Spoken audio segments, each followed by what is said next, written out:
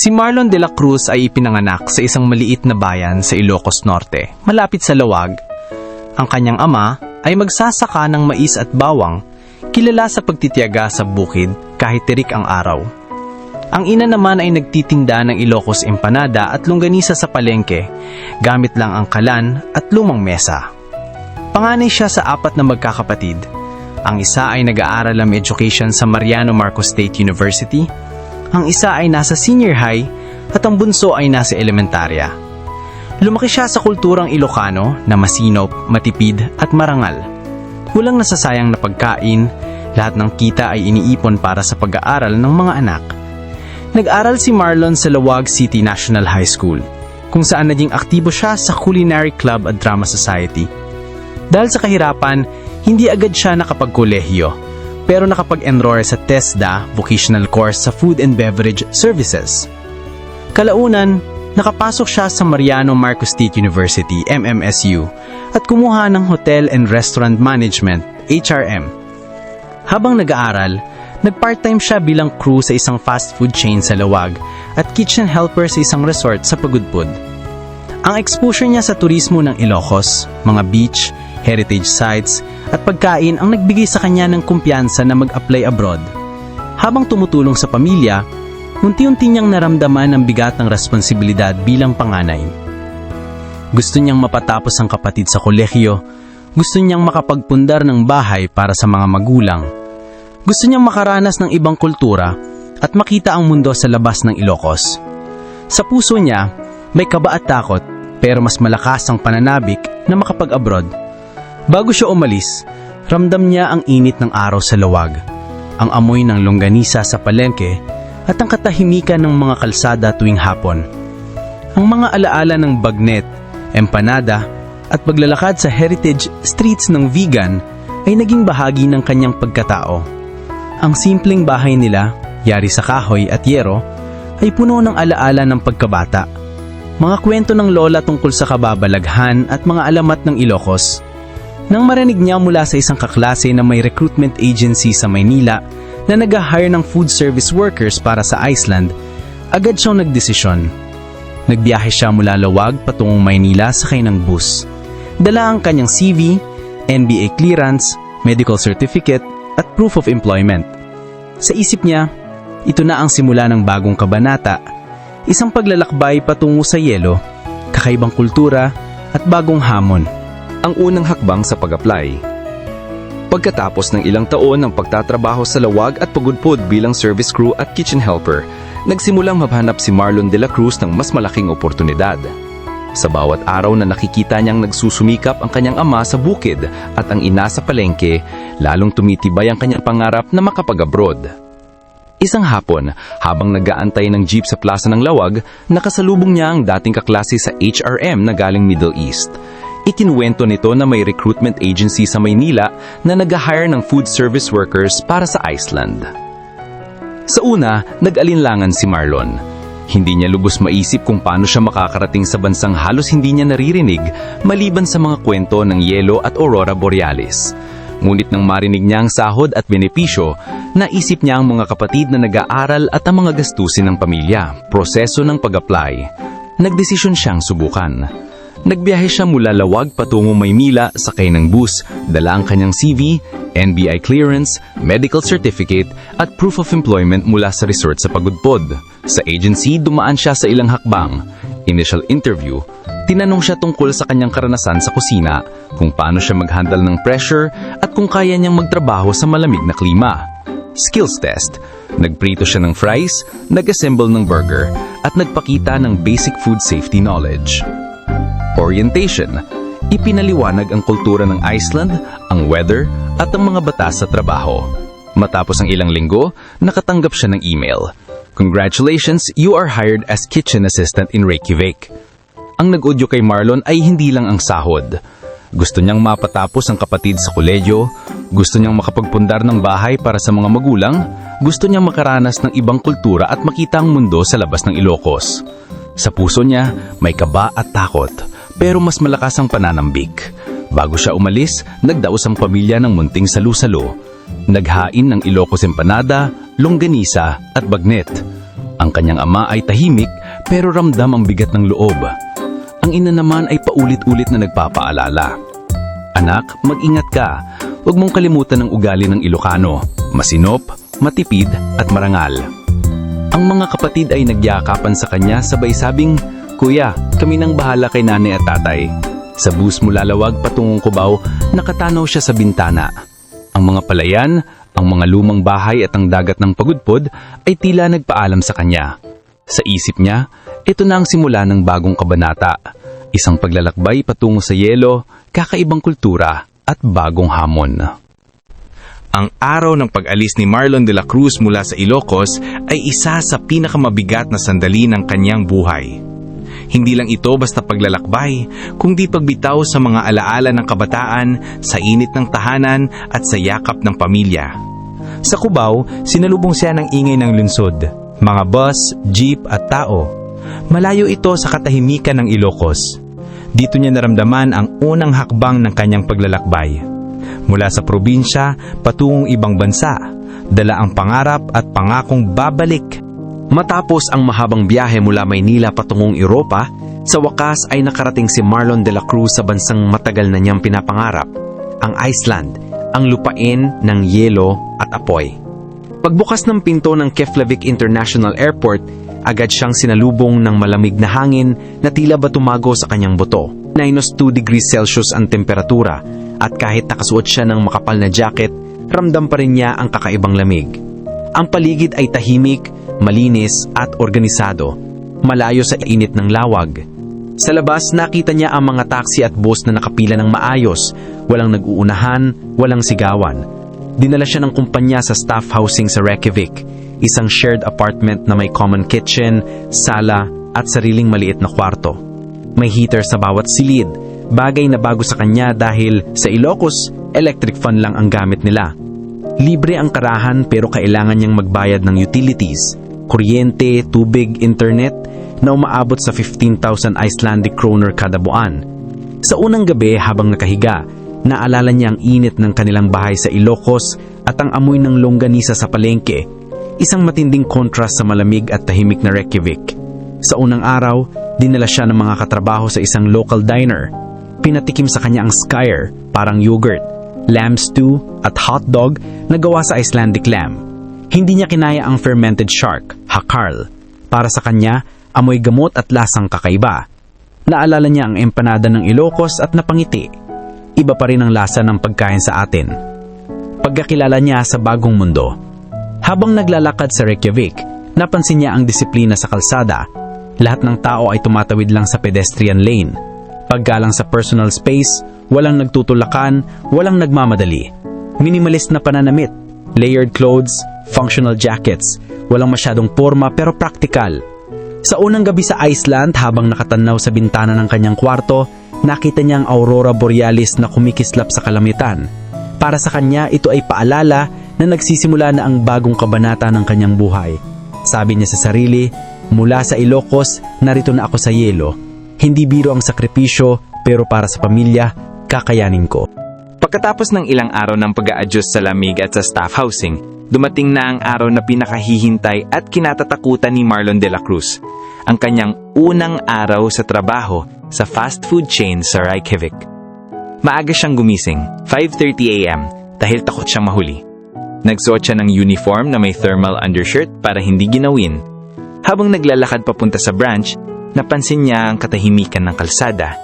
Walang jeep, walang tricycle, puro bus at bisikleta.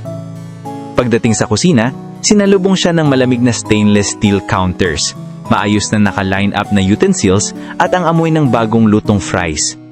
Pakikilala sa boss at katrabaho. Ang manager, isang Icelandic na si Christian, ay diretso at walang paligoy-ligoy. "Welcome, Marlon. Here, we value time and cleanliness," sabi nito.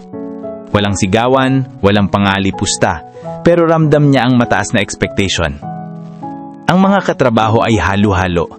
Isang Polish na breading specialist, 2 Icelandic crew na mahilig magbiro pero seryoso sa trabaho, isang kapwa Pinoy na si Jenny, nurse sa umaga at part-time crew sa gabi na agad siyang tinulungan mag-adjust.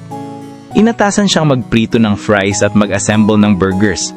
Sa Pilipinas, sanay siya sa mabilisang sistema. Pero dito, strikto ang food safety.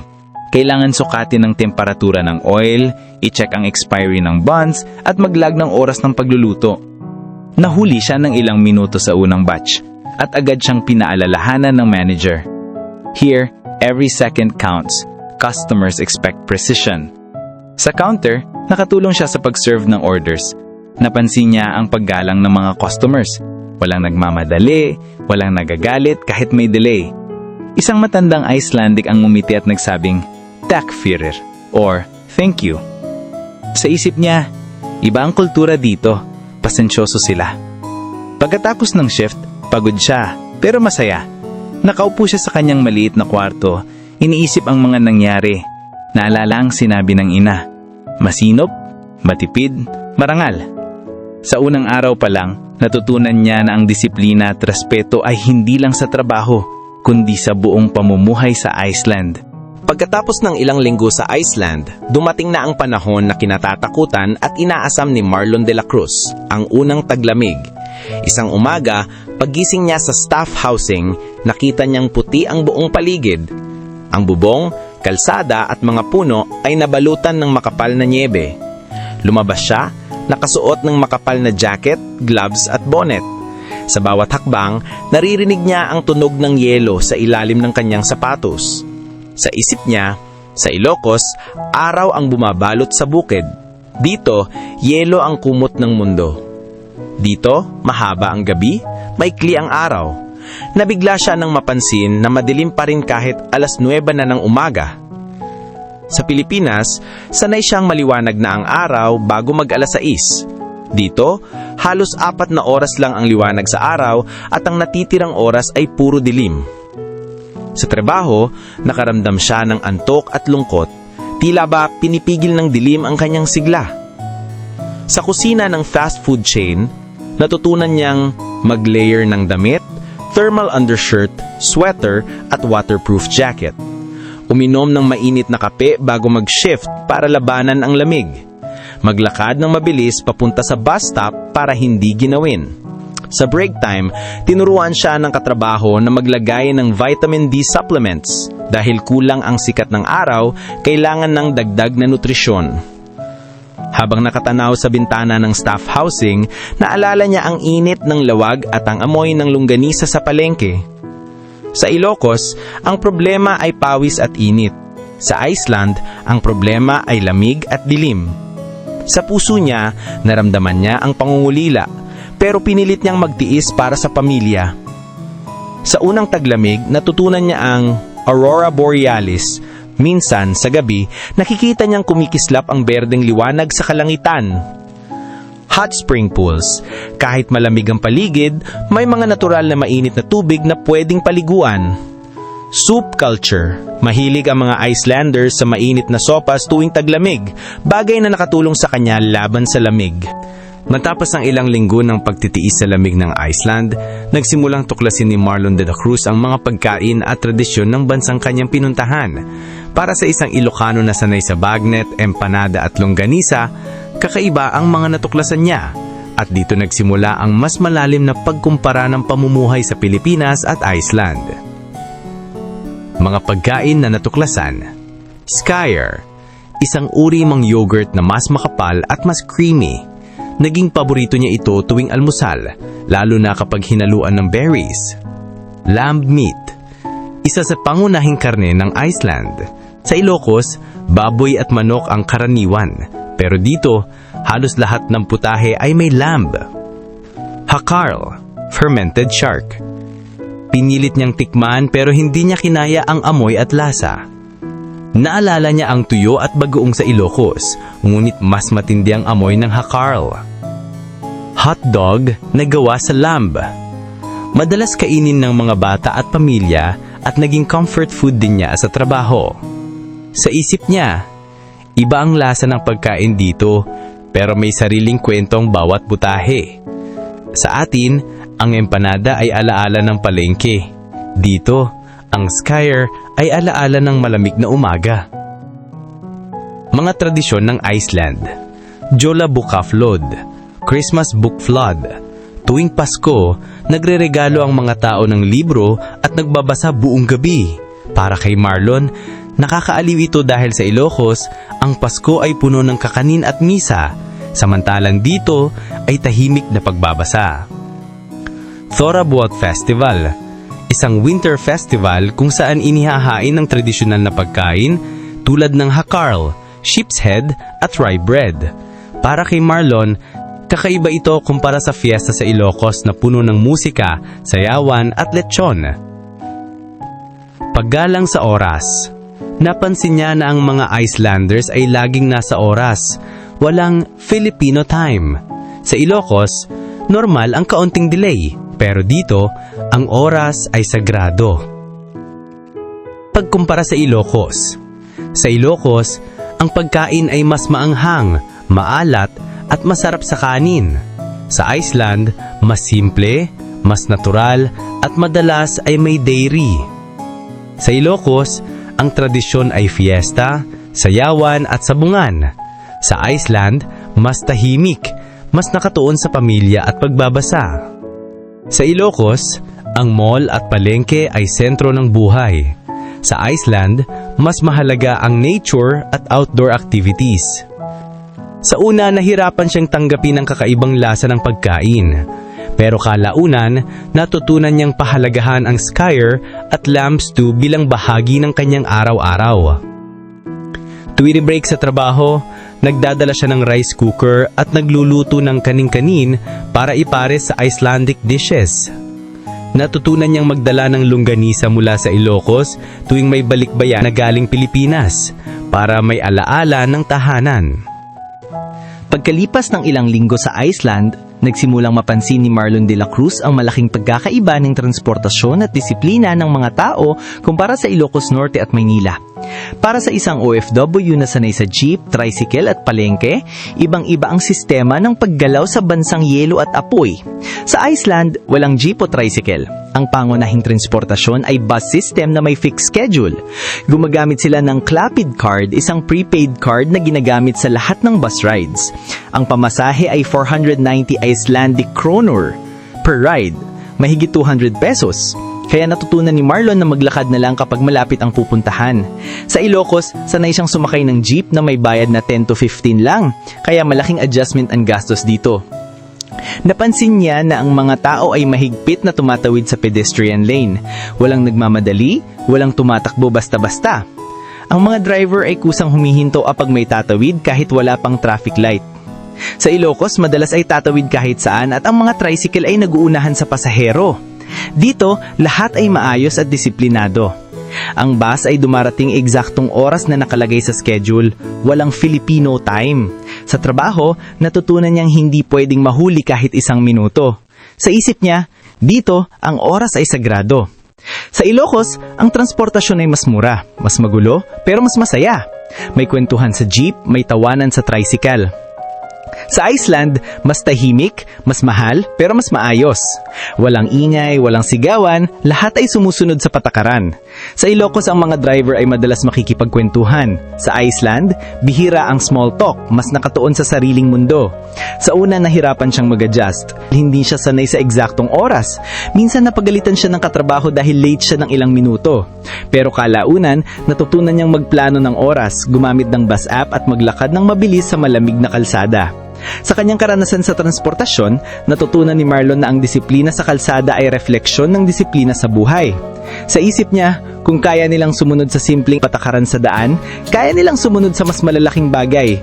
At ako, bilang OFW, kailangan ding matuto ng ganong disiplina. Isa sa pinakamahalagang bahagi ng pamumuhay sa ibang bansa para kay Marlon de la Cruz ay ang pakikisalamuha sa mga tao. Mula sa boss, katrabaho, customers, hanggang sa mga estrangherong nakakasalubong niya sa kalsada. Dito niya mas lalong naramdaman ang pagkakaiba ng kultura ng Iceland at ng Ilocos Norte. Ang manager nilang si Christian ay diretso at walang paligoy-ligoy. Hindi ito palasigaw, ngunit malinaw ang mga utos at mataas ang inaasahan. Kapag may pagkahamali, hindi siya pinapagalitan ng malakas. Bagkus, tahimik na pinapaliwanag kung paano ito dapat ayusin. Sa isip ni Marlon, sa atin, madalas may sermon at sigaw. Dito, respeto ang puhunan. Ang mga katrabaho ay halo-halo, Icelandic locals, Polish immigrants at ilang kapwa Pinoy. Ang mga Icelanders ay tahimik, pero kapag nakilala mo na, mahilig din silang magbiro. Ang mga Polish ay masipag at mabilis kumilos, parang sanay sa malamig na klima. Ang kapwa Pinoy na si Jenny ang naging gabay niya. Tinuruan siyang gumamit ng bus app, mag-budget at mag-adjust sa kultura. Sa break time, nagkakape sila ng cafe memyolk, kape na may gatas, at nag-uusap tungkol sa weather, Netflix series o mga plano sa weekend.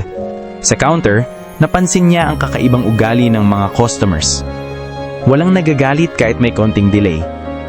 Laging may ngiti at "Tak Ferrer, thank you."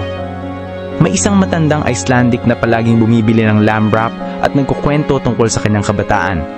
Sa isip ni Marlon, sa atin, madalas mainit ang ulo ng customers. Dito, pasensyoso sila. Sa kalsada, napansin niya ang paggalang sa personal space. Walang nagtutulakan, walang nagmamadali. Kapag nagtanong siya ng direksyon, simple at malinaw ang sagot. Walang dagdag na kwento.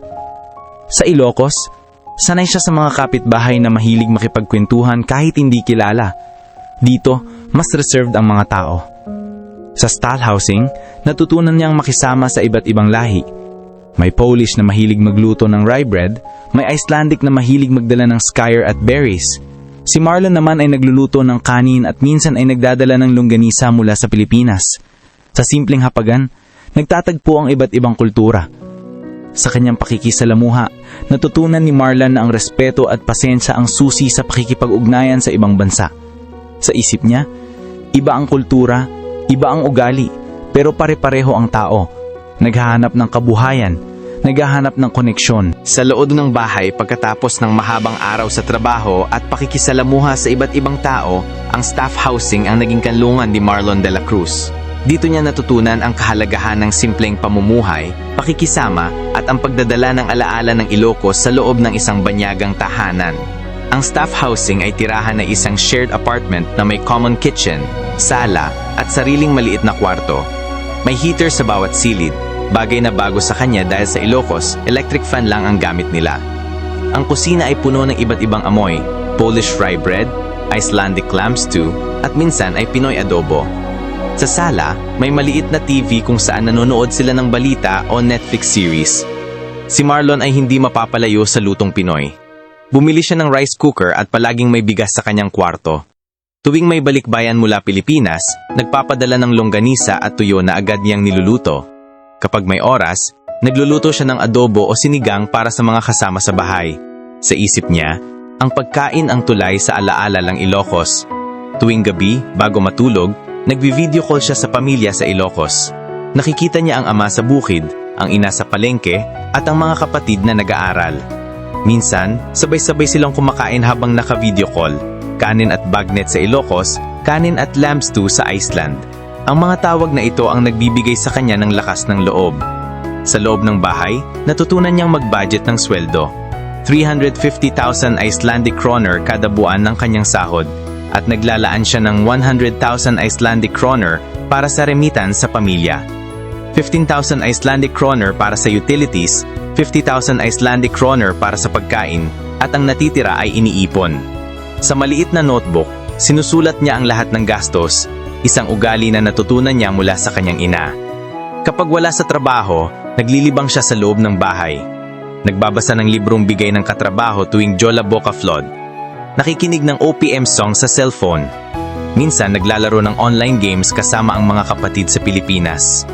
Sa loob ng bahay, natutunan ni Marlon na ang simpleng pamumuhay ay sapat na. Hindi kailangan ng marangyang gamit, basta may init, pagkain at koneksyon sa pamilya. Sa isip niya, ang bahay ay hindi lang lugar, kundi alaala ng mga taong mahal mo. Matapos ang ilang buwan ng pagtatrabaho at pag-a-adjust sa klima, nagsimula ng tuklasin ni Marlon de la Cruz ang mga tanawin at pasyalan ng Iceland. Para sa isang Ilocano na sanay sa dagat ng pagudpod, mga palayan ng lawag, at heritage streets ng Bigan, ibang-iba ang kagandahan ng bansang yelo at apoy. Isang weekend, inimbitahan siya ng mga katrabaho na pumunta sa Blue Lagoon, isang sikat na geothermal spa. Habang nakalublob siya sa mainit na tubig, Ramdam niya ang kakaibang ginhawa kahit malamig ang hangin sa paligid.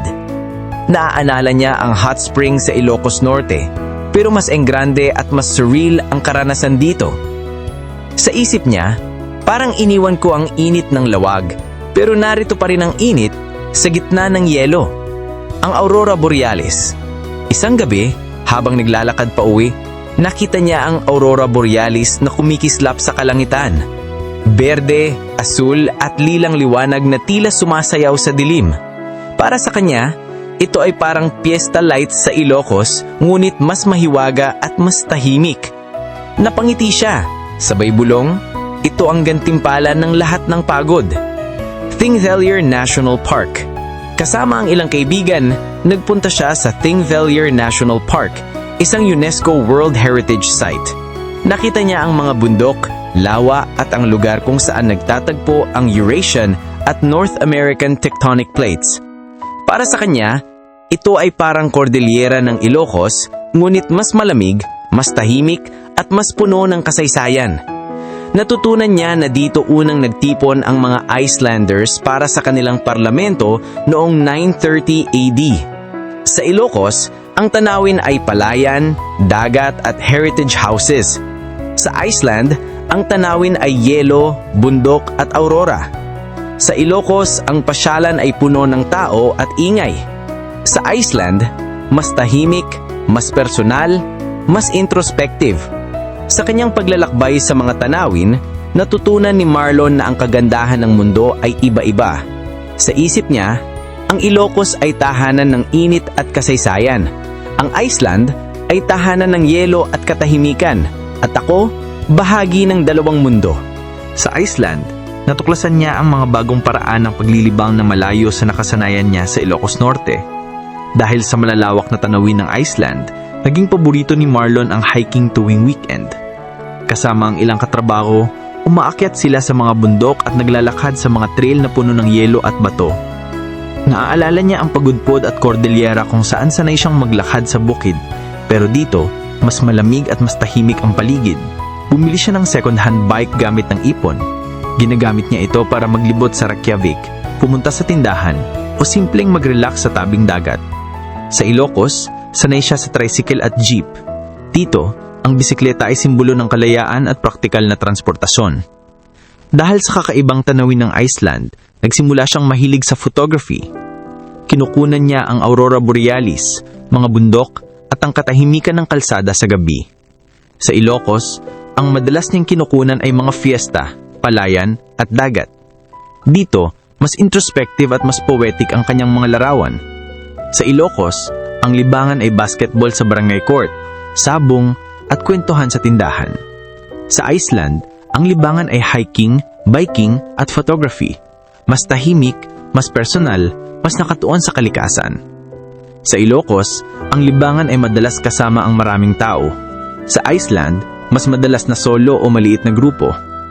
Sa kanyang mga bagong hobbies, natutunan ni Marlon na ang libangan ay hindi lang pampalipas oras, kundi paraan para makilala ang sarili.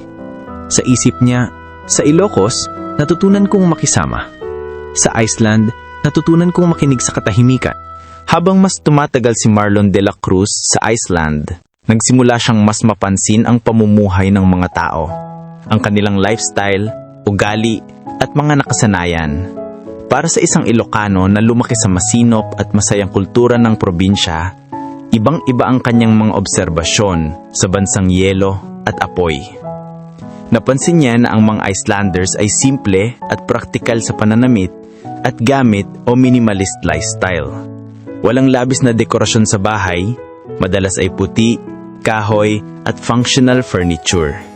Sa Ilocos, sanay siya sa mga bahay na may kortina, altar, at makukulay na dekorasyon. Dito, mas nakatuon sa function kaysa aesthetics. Sa isip niya, ang Ilocano ay masinop, pero mahilig sa alaala at palamuti. Ang Icelander ay masinop, pero minimalist.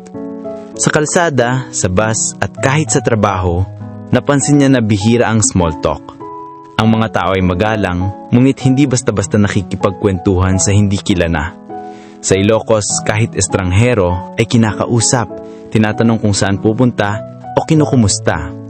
Dito, mas mahalaga ang privacy at katahimikan. Isa sa mga bagay na ikinagulat niya ay ang hilig ng mga Icelanders sa pagbabasa.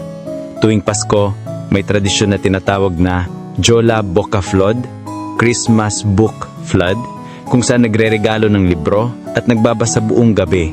Sa Ilocos, ang Pasko ay puno ng misa, kakanin at musika. Dito, mas tahimik at introspective. Natutunan niyang bumili ng librong English translation ng Icelandic sagas at tuwing gabi ay nagbabasa siya bago matulog. Sa Ilocos, ang lifestyle ay communal. Lahat ay magkakapitbahay, magkakakilala at madalas nagkakasama sa piyesta o palengke. Sa Iceland, ang lifestyle ay individualistic. Mas nakatuon sa sarili, pamilya at personal na oras. Sa Ilocos, ang libangan ay basketball, sabong at kwentuhan sa tindahan. Sa Iceland, mas tahimik, hiking, pagbabasa at simpleng coffee time. Sa una, nahirapan siyang tanggapin ang katahimikan. Nasanay siya sa ingay ng palengke at tawanan ng kapitbahay. Ngunit kalaunan, natutunan niyang pahalagaan ang peace of mind na dulot ng tahimik na pamumuhay. Sa isip niya, ang katahimikan ay hindi kawalan, kundi pagkakataon para makilala ang sarili. Sa kanyang obserbasyon, natutunan ni Marlon na ang lifestyle ng Iceland ay nakatuon sa balanse at simplicity. Sa Ilocos, natutunan niyang magpahalaga sa komunidad. Sa Iceland, natutunan niyang magpahalaga sa sarili at sa katahimikan. Sa isip niya, dalawang magkaibang mundo, pero parehong may aral na mahalaga. Habang mas tumatagal si Marlon de la Cruz sa Iceland, natutunan niyang hindi sapat ang trabaho at bahay lamang. Kailangan din ng komunidad at pagkakaibigan upang mapawi ang lungkot at pangungulila. Sa bansang malamig at tahimik, natagpuan niya ang init ng samahan, lalo na sa kapwa Pilipino. Sa fast food kitchen, unti-unti siyang naging malapit sa kapwa crew. Ang mga Icelanders ay tahimik, pero kapag nakilala mo na, mahilig din silang magbiro. Ang mga Polish ay masipag at mabilis kumilos, parang sanay sa hirap at lamig. Ang kapwa Pinoy na si Jenny, isang nurse na part-time crew, ang naging gabay niya. Tinuruan siyang mag-adjust sa kultura, mag-budget at maghanap ng mga Filipino gatherings. Filipino community sa Reykjavik. Sa tulong ni Jenny, nakilala niya ang Filipino community sa Reykjavik. Tuwing linggo, nagtitipon sila sa isang maliit na Catholic church, kung saan may misa sa English at minsan ay may Tagalog hymns. Pagkatapos ng misa, may potluck lunch, adobo, pansit, lumpia at minsan ay empanada mula sa Ilocos. Dito niya naramdaman ang init ng bayanihan. Kahit malayo sa Pilipinas, buhay ang kulturang Pinoy. Ang Filipino community ang naging sandigan niya tuwing homesick. May mga nurse, engineer at kapwa service workers na nagbabahagi ng tips tungkol sa healthcare, remittance at trabaho. Sa bawat kwento, naramdaman niya na hindi siya nag-iisa. Marami silang may parehong pangarap at sakripisyo. Nakilala rin niya ang ilang Icelanders na mahilig sa musika at hiking. Minsan, inimbitahan siya sa coffee gatherings kung saan nag-uusapan sila tungkol sa kultura, libro at tanawin. Sa simpleng pakikisalamuha, natutunan niyang pahalagahan ang pagkakaiba ng kultura at ang respeto sa bawat isa. Sa kanyang karanasan, natutunan ni Marlon na ang komunidad ay hindi lang lugar, kundi tao. Sa isip niya, ang pamilya ko ay nasa Ilocos, pero dito sa Iceland, nakahanap ako ng bagong pamilya, mga kaibigan at kababayan na nagbibigay ng init sa malamig na mundo. Habang mas tumatagal si Marlon de la Cruz sa Iceland, nagsimulang pumasok sa isip niya ang tanong na matagal na niyang iniiwasan. May puwang pa ba ang pag-ibig sa buhay ko o sapat na ang pamilya at pangarap? Sa fast food chain, nakilala niya ang isang Icelandic coworker na si Anna, tahimik, palakaibigan. Madalas silang magkasabay sa break, nagkakape at nagkukwento tungkol sa kultura ng isa't isa. Sa Filipino community, may isang kababayan na si Aiza, isang nurse na matagal nang nasa Iceland. Madalas silang magkasama sa simbahan at potluck gatherings. Sa bawat pakikisalamuha, nararamdaman niya ang posibilidad ng mas malalim na koneksyon. Ngunit sa tuwing naiisip niya ang pag-ibig, bumabalik ang alaala ng kanyang pamilya sa Ilocos. Ang ama at ina na umaasa sa kanyang remittance. Ang mga kapatid na nangangailangan ng suporta para sa pag-aaral.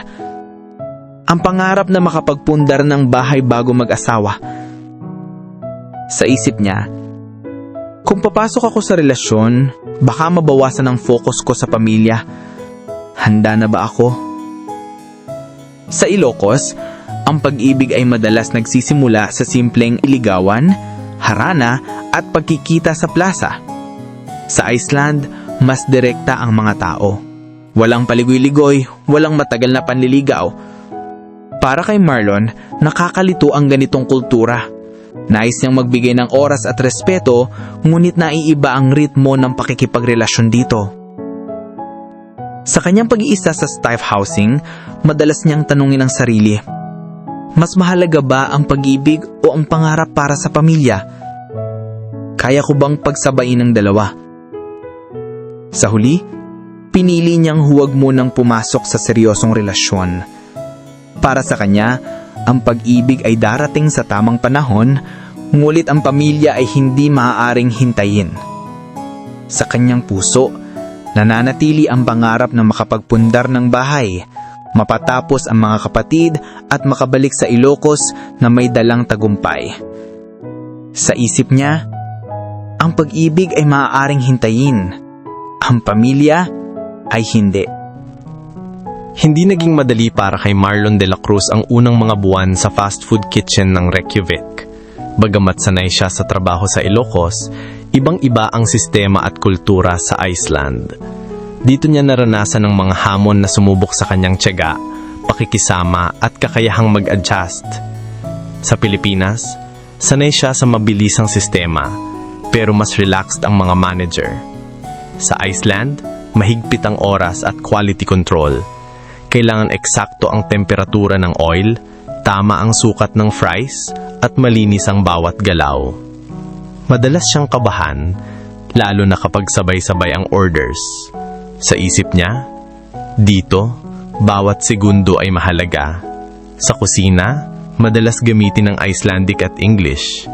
Nahihirapan siyang intindihin ng mga Icelandic terms, lalo na kapag mabilis magsalita ang mga katrabaho. Minsan, nagkamali siya ng order dahil hindi niya agad naintindihan ang sinabi ng manager.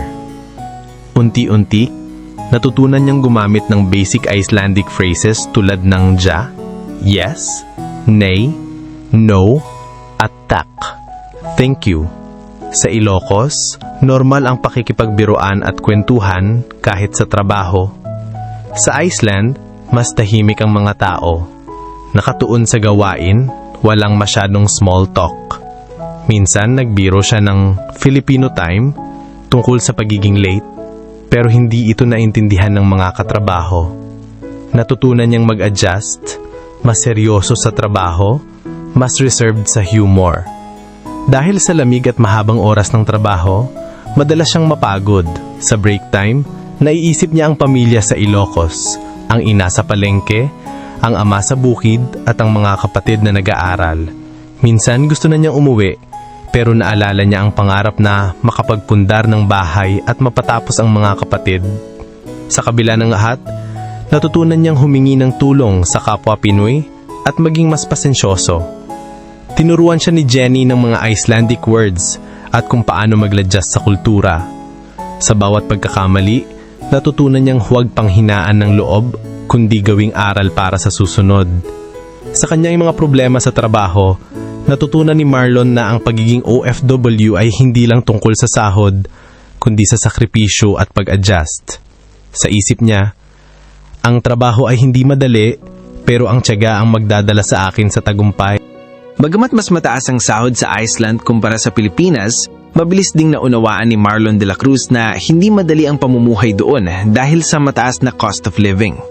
Ang bawat kita ay kailangan planuhin ng maayos upang makapagpadala sa pamilya at makapag-ipon para sa kinabukasan.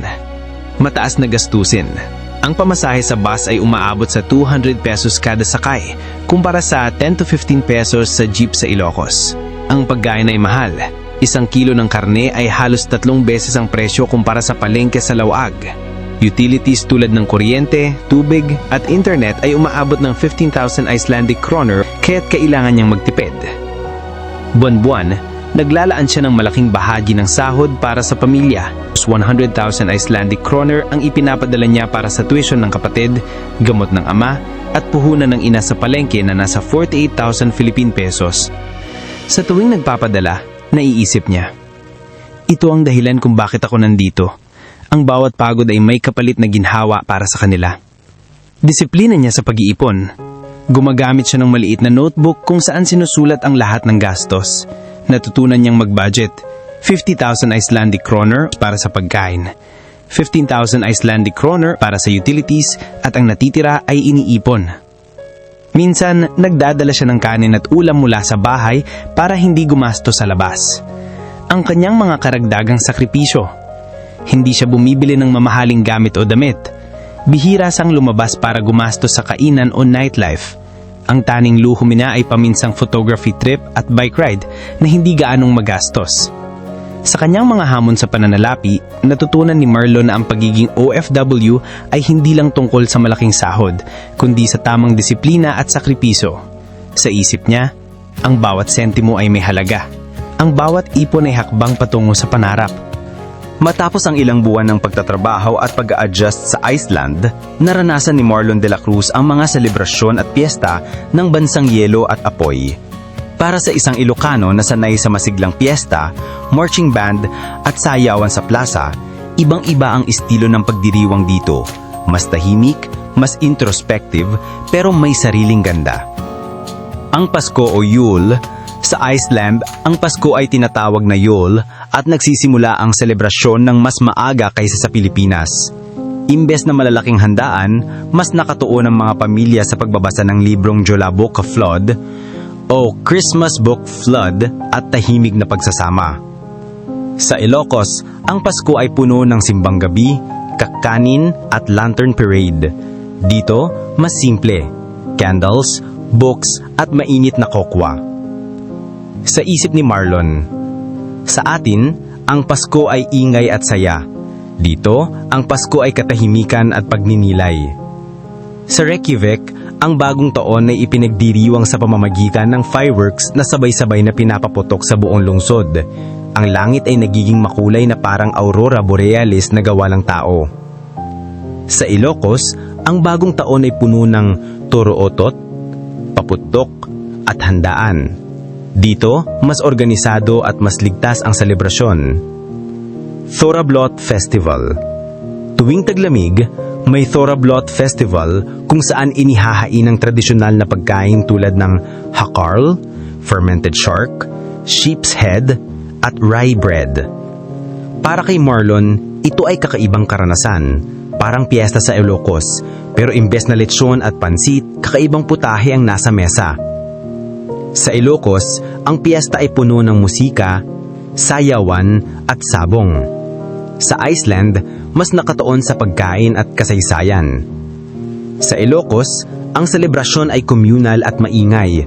Lahat ay magkakasama sa plaza, may sayawan, may palaro.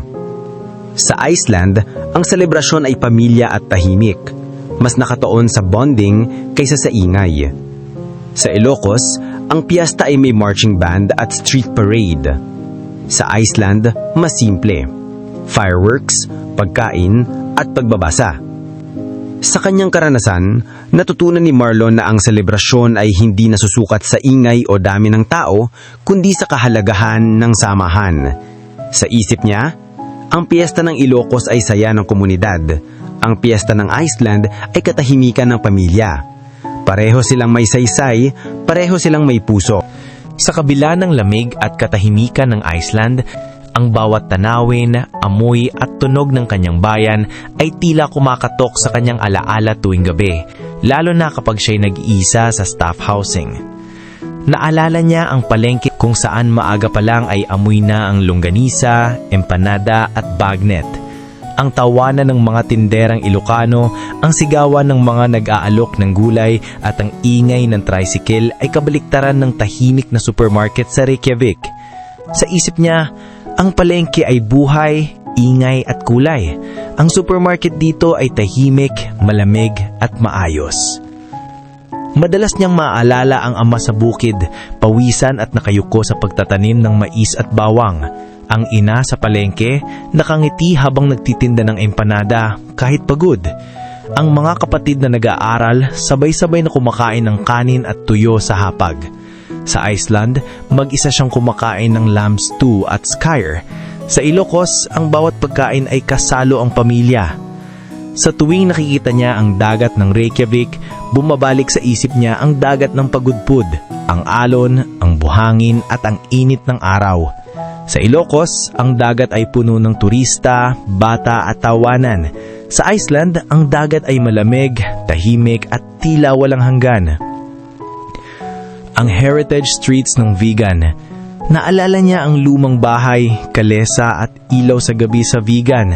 Sa Reykjavik, ang mga bahay ay modernong kahoy at salamin, simple at minimalist. Sa isip niya, ang Vigan ay alaala ng kasaysayan, ang Reykjavik ay alaala ng modernong katahimikan. Sa bawat alaala, nararamdaman ni Marlon ang pangungulila at pag-asa. Sa isip niya, ang Ilocos ay ugat ko, ang Iceland ay sanga. Hindi ko kailanman makakalimutan ang pinagmulan kahit saan ako dalhin ng buhay. Ang mga alaala ng Ilocos ang nangsisilbing lakas niya sa pagtitiis ng lamig at katahimikan ng Iceland. Pagkalipas ng ilang buwan sa Iceland, napansin ni Marlon de la Cruz ang malaking pagbabago sa kanyang sarili. Mula sa isang simpleng Ilocano na sanay sa init ng araw, ingay ng palengke at saya ng fiesta, unti-unti siyang nahubog ng lamig, katahimikan at disiplina ng bansang yelo at apoy. Ang disiplina at oras. Sa Ilocos, normal ang kaunting delay, Filipino time. Sa Iceland, natutunan niyang pahalagahan ang bawat minuto. Hindi pwedeng mahuli sa bus, sa trabaho o sa meeting. Ang dating madaling makalimot sa oras, ngayon ay laging naka-alarm, laging nakaplano. Sa Ilocos, sanay siya sa masayang kwentuhan kahit sa trabaho. Sa Iceland, natutunan niyang maging reserved at maseryoso. Hindi na siya basta-basta nagbibiro. Mas maingat siya sa salita, mas nakikinig kaysa nagsasalita. Sa una, natakot siya sa lamig, sa dalim, at sa bagong kultura. Ngunit kalaunan, natutunan niyang yakapin ang takot bilang bahagi ng pagunlad. Ang dating mahiyain, ngayon ay marunong nang magsalita sa harap ng iba, kahit sa ibang wika. Sa Ilocos, ang pangarap niya ay simpleng bahay at makapagtapos ang mga kapatid. Sa Iceland, natutunan niyang mas malawak ang mundo. May iba't ibang kultura, tanawin at paraan ng pamumuhay. Ang dating nakatuon lang sa pamilya, ngayon ay nakikita niya rin ang halaga ng sariling pag-unlad at kalayaan. Sa katahimikan ng Iceland, natutunan ni Marlon na ang pagbabago ay hindi kaaway, kundi kaibigan. Sa isip niya, ang Ilocos ang ugat ko, ang Iceland ang humubog sa akin, at ako, bunga ng dalawang mundo. Ang dating simpleng Ilocano, ngayon ay isang OFW na matatag, disiplinado, at handang harapin ng anumang hamon. Sa kabila ng lamig ng Iceland, ang pinakamainit na bahagi ng araw ni Marlon de la Cruz ay ang oras ng komunikasyon sa pamilya. Ang mga sulat at video call ang naging tulay ng kanyang puso mula sa Reykjavik patungo sa Ilocos Norte. Kahit may video call na, patuloy pa rin siyang nagsusulat ng mga liham. Para kay Marlon, ang sulat ay mas personal at pangmatagalan. Pwedeng itago, balik-balikan at gawing alaala ng pamilya. Ang bawat letra ay tanda ng oras at sakripisyo. Mas ramdam ng pamilya ang effort kaysa mabilis na text. Minsan, naglalagay siya ng photograph ng Aurora Borealis o simpleng bus ticket bilang alaala. Sa Ilocos, ang kanyang ina ay nagtatago ng bawat sulat sa isang kahon, parang koleksyon ng kanyang paglalakbay. Tuwing gabi, bago matulog, nagvi-video call siya sa pamilya.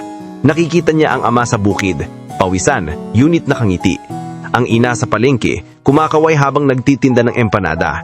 Ang mga kapatid, sabay-sabay na kumakain ng kanin at tuyo, habang siya naman ay lamb stew at skyr. Sa bawat tawag, may halong tawa at luha. Tawa sa mga kwento, luha sa pamumulila. Pagkakaiba ng komunikasyon. Sa Ilocos, sanay siya sa face-to-face kwentuhan sa hapag o sa tindahan. Sa Iceland, ang komunikasyon ay digital, sulat, email at video call. Sa isip niya, ang chat ay mabilis, pero ang sulat ay alaala. Kapag binasa nila, para akong naroon sa tabi nila. Sa bawat sulat at tawag, natutunan ni Marlon na ang distansya ay hindi hadlang sa pagmamahal. Sa isip niya, ang bawat salita ay yakap, ang bawat tawag ay halik. Kahit malayo, ang pamilya ay laging kasama. Habang mas tumatagal si Marlon de la Cruz sa Iceland, nagsimula siyang mag-isip ng mas malalim tungkol sa kanyang kinabukasan. Hindi na lamang ito tungkol sa araw-araw na trabaho o pag-adjust sa kultura, kundi tungkol sa mga pangarap na matagal na niyang bitbit mula Ilocos hanggang sa malamig na bansang yelo at apoy. Isa sa pinakamalaking pangarap niya ay ang pagpapatayo ng bahay sa Ilocos. Sa bawat remittance, iniisip niya kung paano unti-unting mabubuo ang simpleng tahanan para sa kanyang pamilya. Sa isip niya, ang bahay ay hindi lang bubong, kundi simbolo ng sakripisyo at tagumpay. Malaking bahagi ng kanyang kita ay nakalaan para sa tuition at baon ng mga kapatid. Pangarap niyang makita silang makatapos ng kolehiyo, magkaroon ng sariling propesyon at hindi na kailangang mag-OFW. Sa bawat video call, pinapaalala niya, mag-aral kayo ng mabuti. Ito ang puhunan natin sa kinabukasan. Pag-iipon at seguridad. Bukod sa remittance, naglalaan siya ng ipon para sa sarili. Iniisip niya ang posibilidad ng negosyo sa Ilocos, siguro maliit na karinderya o tindaan. Para sa kanya, ang ipon ay hindi lang pera, kundi pag-asa na makabalik ng may dalang tagumpay. Minsan, naiisip niya kung mananatili ba siya sa Iceland o babalik sa Ilocos. Sa Iceland, may oportunidad, katahimikan at mas mataas na kita. Sa Ilocos, may pamilya, kultura at init ng komunidad. Sa isip niya, ang tanong ay hindi kung saan ako titira, kundi kung saan ako magiging buo. Sa kanyang mga plano at pangarap, natutunan ni Marlon na ang kinabukasan ay hindi tiyak, ngunit maaring hubugin. Sa isip niya, ang bawat araw ng pagtatrabaho ay hakbang. Ang bawat ipon ay pundasyon. At ang bawat pangarap ay gabay sa aking paglalakbay. Hindi palaging maayos ang buhay sa ibang bansa. Para kay Marlon de la Cruz, dumating din ang mga sandali ng krisis. Mga bigla ang hamon na sumubok sa kanyang tibay ng loob bilang isang OFW sa Iceland. Isang araw, nagising siya na may matinding sipon at lagnat dahil sa sobrang lamig. Sa Ilocos, sanay siyang uminom ng salabat at pahinga lang. Dito, kailangan niyang pumunta sa health clinic, magbayad ng mahal at maghintay ng appointment. Sa isip niya, ang sakit ay hindi lang pisikal, kundi emosyonal, lalo na kapag wala kang pamilya sa tabi mo. Dumating ang panahon na nagkaroon ng miscommunication sa kusina. Dahil sa language barrier, nagkamali siya ng order at napagalitan ng manager. Sa una, gusto niyang sumuko, pero tinulungan siya ng kapwa Pinoy na si Jenny na ipaliwanag ang sitwasyon. Natutunan niyang humingi ng tawad at mag-adjust. May mga gabi na sobrang tahimik ng staff housing at doon niya nararamdaman ang pangungulila sa pamilya. Naiisip niya ang hapunan sa Ilocos, ang tawanan ng mga kapatid at ang amoy ng palengke. Sa Iceland, ang tanging kasama niya ay ang katahimikan at lamig. Kaya't lalo niyang pinahalagahan ang video calls at sulat bilang sandigan sa oras ng lungkot. Sa bawat krisis, natutunan niyang huwag sumuko. Ang sakit ay gumaling, ang problema sa trabaho ay naresolba, at ang pangungulila ay napawi ng komunikasyon. Sa isip niya, ang krisis ay hindi wakas, kundi pagsubok, at ang tibay ng loob ang susi sa pagtagumpay. Sa kanyang pagharap sa krisis, natutunan ni Marlon na ang resiliency ay ugat ng pagiging OFW. Sa Ilocos, natutunan niyang magpursige sa bukid at palengke. Sa Iceland, natutunan niyang magpursige sa lamig, trabaho at pangungulila.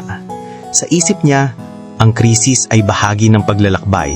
At ako, handa na sa susunod na hamon. Matapos ang lahat ng hamon, pangungulila at mga bagong karanasan sa Iceland, nagsimulang mas makilala ni Marlon de la Cruz ang kanyang sarili. Ang pagiging OFW ay hindi lamang tungkol sa trabaho at pera, kundi isang paglalakbay ng pagkatao. Kung sino siya, ano ang kaya niya, at ano ang tunay na dahilan ng kanyang pakikipagsapalaran. Natuklasan niya ang kanyang resiliency, ang kakayahang bumangon sa gitna ng lamig, pagod at krisis. Ang dating mahiyain at takot sa pagbabago, ngayon ay marunong nang humarap sa iba't ibang kultura at sitwasyon. Sa isip niya, Hindi ko akalain kaya kong tumayo mag-isa sa bansang ganito kalayo. May mga gabi na kahit gaano siya kabisi, bumabalik ang lungkot at tanong, hanggang kailan ako mapapalayo sa kanila? Natutunan niyang tanggapin na ang kahinaan ay bahagi ng pagiging tao at hindi ito sagabal sa pag-unlad. Sa bawat sulat na kanyang ginagawa, mas nauunawaan niya kung bakit siya patuloy na nagsusulat kahit may video call na. Para sa kanya, ang sulat ay alaala at simbolo ng sakripisyo. Isang bagay na pwedeng hawakan, itago at balik-balikan ng pamilya.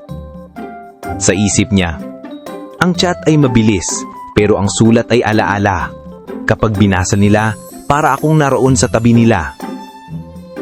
Dito niya nakilala ang sarili bilang taong hindi lang naghahanap ng kita, kundi naghahanap ng koneksyon at kahulugan. Sa katahimikan ng Iceland, natutunan ni Marlon na ang pagkilala sa sarili ay pinakamahalagang paglalakbay. Sa Ilocos, natutunan niyang magpursige para sa pamilya. Sa Iceland, natutunan niyang magpursige para sa sarili.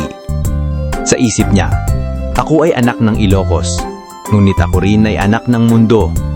At sa bawat hakbang, mas nakikilala ko kung sino talaga ako.